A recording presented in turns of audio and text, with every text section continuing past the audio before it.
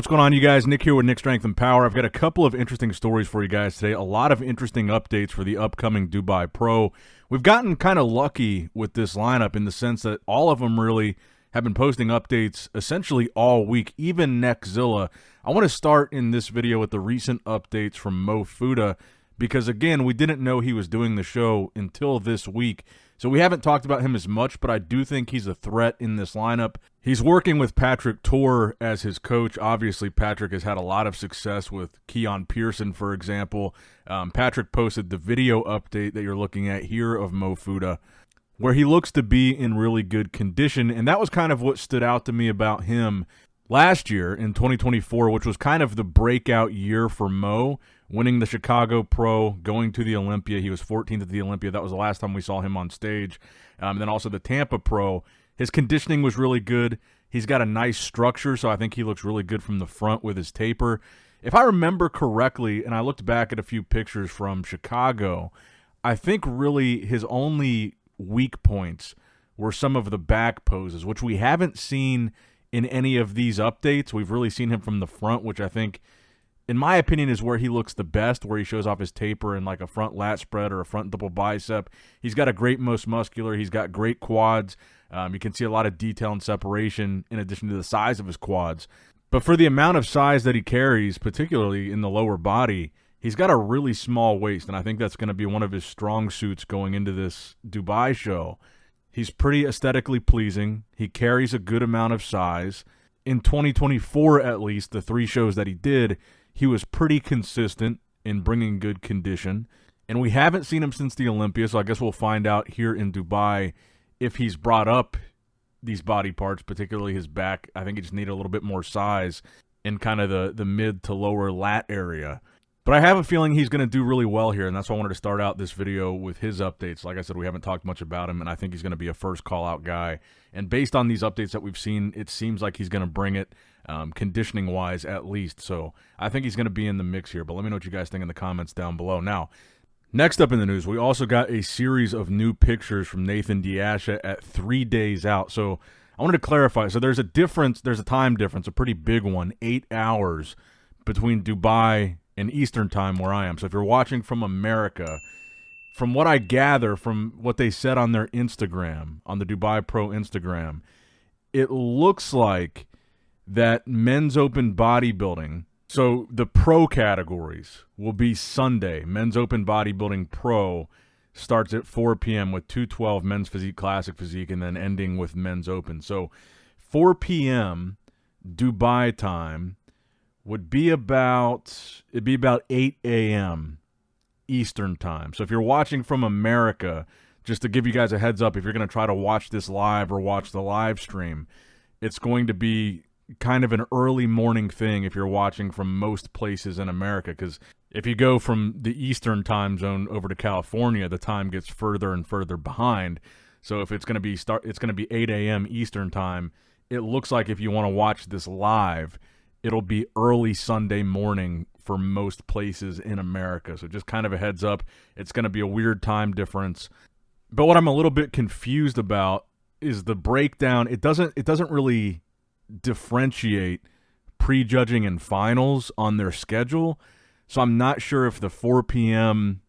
is just going to be starting prejudging and then running all the way through finals starting at 4, or if that 4 p.m. is the final start time and maybe there's a prejudging earlier. It's not really super clear on there, but just to try to help you guys out a little bit, if you want to watch it live, it looks like probably no matter where you're at in America, if you're watching from America, it's going to be early that morning. At least that's the start time. I don't know how long it's going to run if that is starting the prejudging. And I say that because if that is the start time of the finals, that difference will be important, because that would mean the whole show, if that's the start time for the finals, the whole show would probably be over by like 11 a.m. in America. So it would be a pretty big difference if it's prejudging versus finals. If it's prejudging, it might go into the afternoon until the finals are over. But anyway, just a little heads up for you guys there. Just be prepared if you want to watch it live. It's going to be in the morning on Sunday. But back to Nathan Asha. We got all these poses from Nathan Asha, all these pictures, essentially every pose. And the unfortunate thing about Nathan is I feel like because of the fact that he's unable to compete at the Olympia, I feel like he gets kind of forgotten from the conversation a bit, just how dangerous Nathan really is. And I will admit, I think some of the poses here looked a little bit funky. I thought the side tricep looked a little bit weird, the way he was hitting that pose. And he's got kind of this elongated midsection, which I feel like in some poses he just hits them a little bit odd. But that being said, Nathan is super dangerous in any lineup that you see him in, even to this day. And that's the unfortunate thing about him kind of being excluded from the Olympia, is I feel like in bodybuilding, that kind of short-term bodybuilding fan memory, the Olympia is such a big part of that. Where did you place at the Olympia, I feel like, is a very big part of where do you stand with the rest of the pros. And I feel like for that reason, Nathan gets forgotten about a little bit when you see him in a lineup like this. But I was looking back at Nathan's contest history and just remembering how impressive he really was. It really is still. I mean, last year, he won the Mr. Big Evolution. He was top 3 at last year's Dubai Pro. He was runner-up at the Italy show. 2023, he won 2 shows back-to-back. 2021, he won 3 shows back-to-back. He racks up the pro wins as much as he can outside of the shows that he cannot do. And this is kind of what I was saying in yesterday's video about Behrouz. What really impresses me about Behrouz is that I feel like he understands that if he cannot compete in the American shows or the big shows like the Olympia, he wants to make a statement when he does compete outside of those shows by bringing these crazy packages like we're seeing from him. And with Nathan does the same thing. If he's not able to travel to America and compete at shows like the Olympia or any other American shows, he makes a statement throughout the year by like winning everything else. And he's dangerous here, but he hasn't won the Dubai show yet. He was 3rd last year. I think likely that would be about what he's looking at this year. I think, like I said, I mean, Tonio is dangerous. I think Behrouz is still the favorite to win. And I feel like it's probably going to be Tonio and Behrouz as the top 2. And then either, Bonac, Nathan, Neckzilla for 3 for 3rd place. And I think more likely Bonac or Nathan, and then probably Neckzilla or somebody else for 4th and 5th. But I mean, just for illustration's sake of how dangerous Nathan is, that's why I pointed out all those recent victories. Nathan is a heavy hitter, and he doesn't seem to be slowing down. I mean, you look at this update, yeah, there's some poses that look a little funky, like I said, but he doesn't seem to be showing any signs of fading yet. And I say that because he's been winning pro shows for almost a decade now, all the way back to 2016 where he won Toronto, and back when Lou Ferrigno did his Ferrigno Legacy, which I wish he still did. I thought that was a really cool show. But all the way back to then, he was winning shows. He was going to the Olympia, and that was, like I said, a decade ago, and he doesn't seem to be showing any signs of slowing down from there, despite the fact that he's been around so long.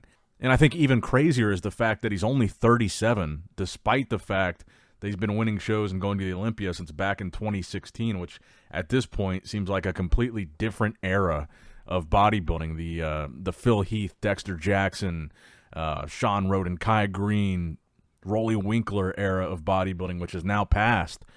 Those guys are all pretty much, they're all done.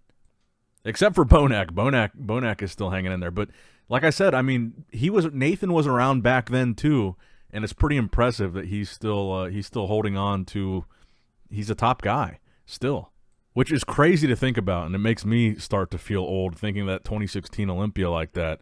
So let me look at this real quick. 2016. So I'm looking at this because he was in it. Nathan competed in the 2016 Olympia, but Phil Heath won, Sean Roden 2nd, Dexter Jackson 3rd, Big Ramy 4th. Bonac was top 5 that year.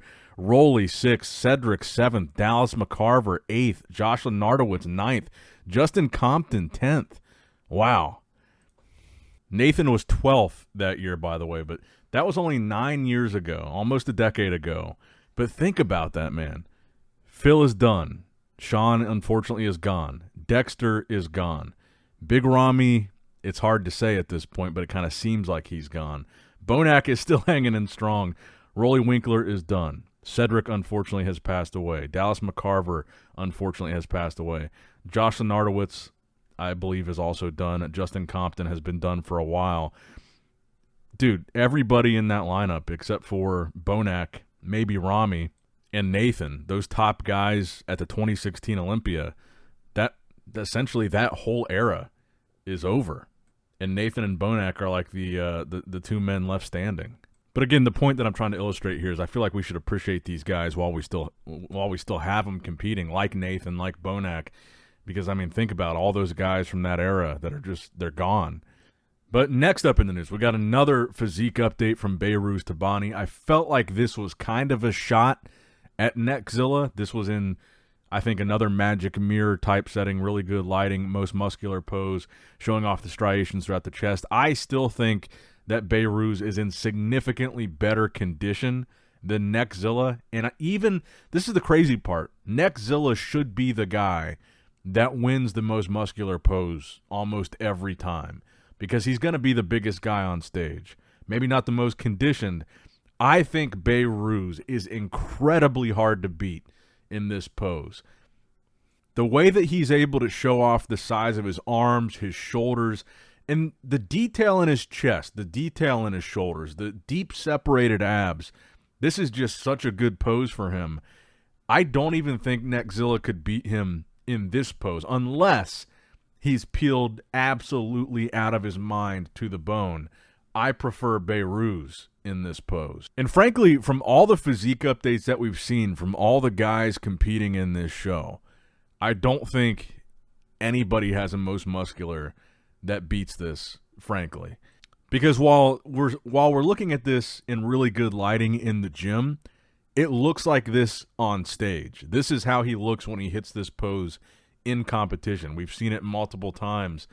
And that's why when we see updates from him in the mirror where he looks like he's crazy shredded and he's got all this detail, we've seen him bring that on stage.